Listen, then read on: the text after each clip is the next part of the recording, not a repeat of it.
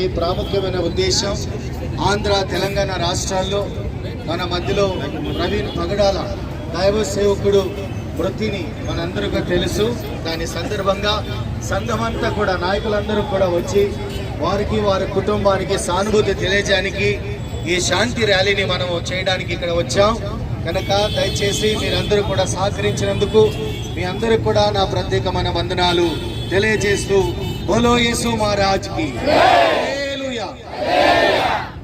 కూడా పగడాల ప్రవీణ్ గారి కుటుంబాన్ని దేవుడు ఆదరించాలని, వారు ప్రారంభించిన పరిచర్య ఆగిపోకుండా దేవుడు కొనసాగించాలని మా అందరూ మనవి, ప్రార్థన.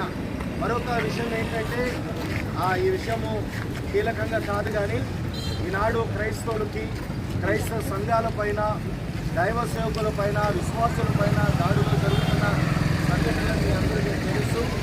అయితే దేవుని సేవకుడుగా, సంఘపక్షంగా ఎటువంటి దాడులు జరగకుండా మన భారతదేశం సెక్యులర్ దేశం కనుక అన్ని మతాలు గౌరవిస్తూ, అన్ని మతాల్లో ఉన్న పెద్దల్ని కూడా మనం గౌరవిస్తూ, ఒకరినొకరు విమర్శించుకోకుండా ఒకరినొకరి సానుభూతి తెలియజేసుకొని ప్రేమించుకోవాలని.